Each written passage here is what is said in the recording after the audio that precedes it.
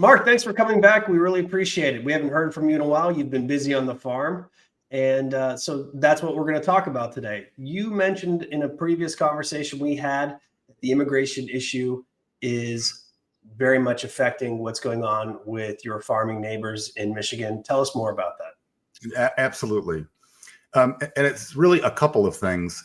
The U.S. does not have any program at all for permanent farm workers, meaning people who don't want asylum, don't want citizenship, but maybe want to go back and forth from their home country and work on farms in the U.S. That program does not exist. What we have is H-2A right now, which is a 10-month program where you bring them back and forth.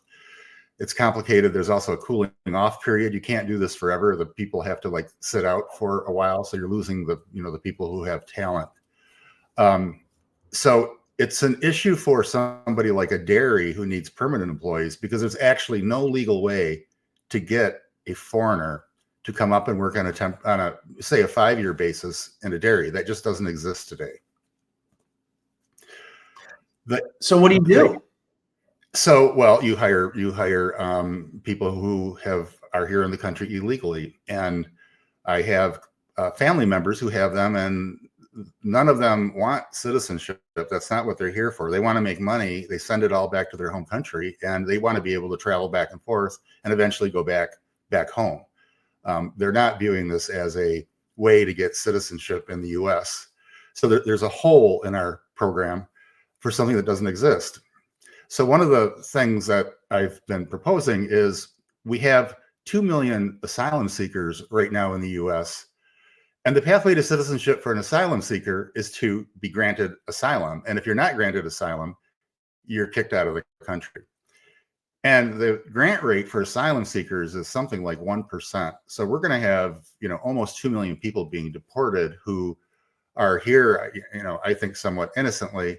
And one way to help them is to grant them all agricultural work permits, get them out of the cities and onto farms as much as possible. Because you then also, it cuts the labor rate in half, because you're not paying to fly them back and forth all the time. You're not paying for, some of the H-2A expenses that you have. And it gives them an ally in the farmer. So if they're really being productive on a farm, it's going to be much more likely that they're going to be able to stay during their asylum proceeding. We hear that it's when it comes to the border, we're at a 55-year low for border crossings. Yes.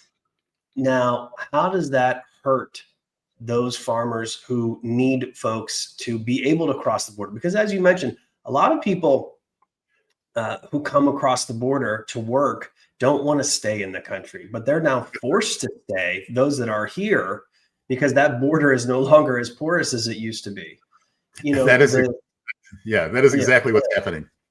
Yes, but my cousins have 20 farm workers who, up until now, were sort of going back and forth. They go back for holidays, they go back for birthdays and weddings, and now that the border is shut down, they can't do that. So they have to make the decision if they really want to go back and be with their families, which a lot of them have families in foreign countries. They're essentially self-deporting and they can't come back.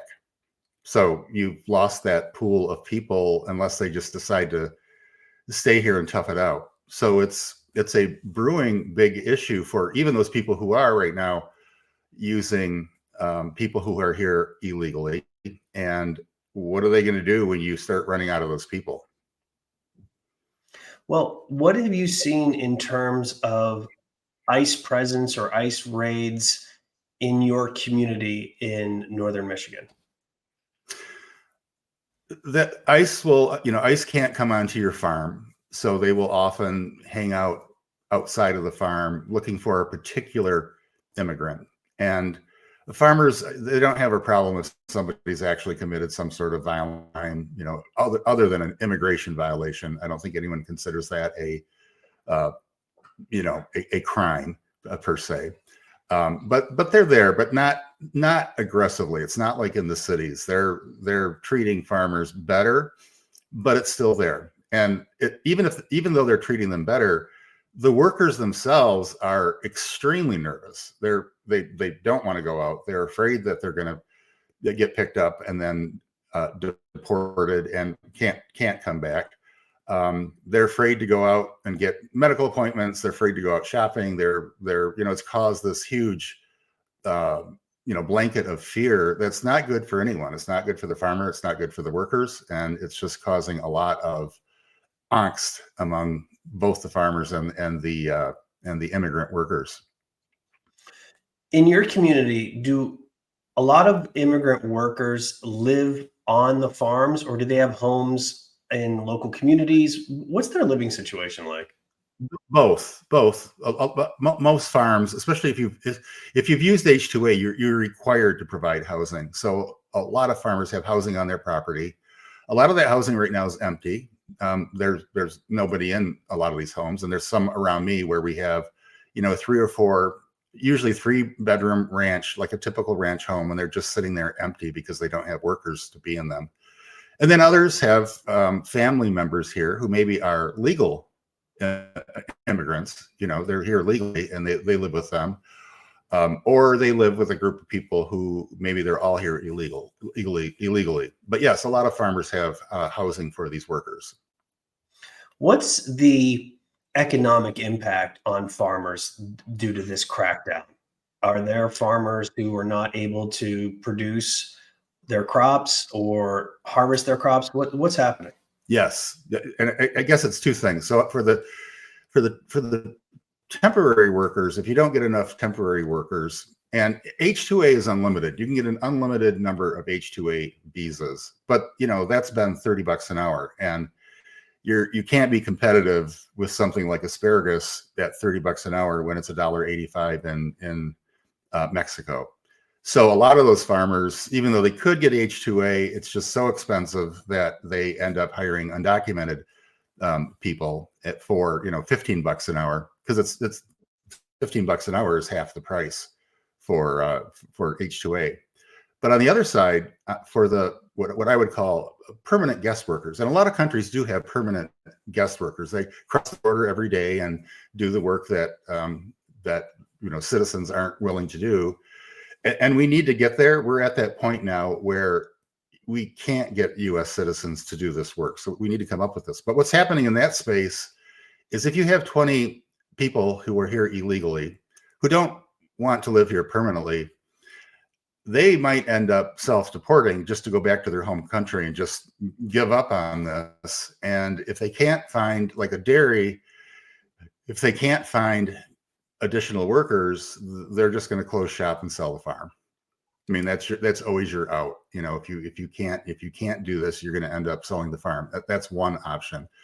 The second option for like fruit and vegetable growers is you switch to corn and soybeans. That's why we grow so many corn and soybeans, because that's machine harvested. So you don't need temporary workers, and you can always hire an American to drive the tractor. That's not hard. It's the people pick the fruit that's hard. So people switch to corn and beans and other row crops like that, wheat. There's a lot of them because they don't then have to worry about the immigrant labor so much. But then we're overproducing those crops and underproducing fruits and vegetables, which is where we are right now. We're down about 20% on fruits and vegetables. So that's a big problem. Well, Lord knows Americans need to eat more fruits and vegetables. That's for certain. Absolutely. Thanks a lot, Mark. I really appreciate you taking the time, and join us more often. I know you're really busy these days on the farm, but if you can make more time for us, we really appreciate it. I will. It's slowed down now. It's getting cold. All right, cool. All right. Thank you.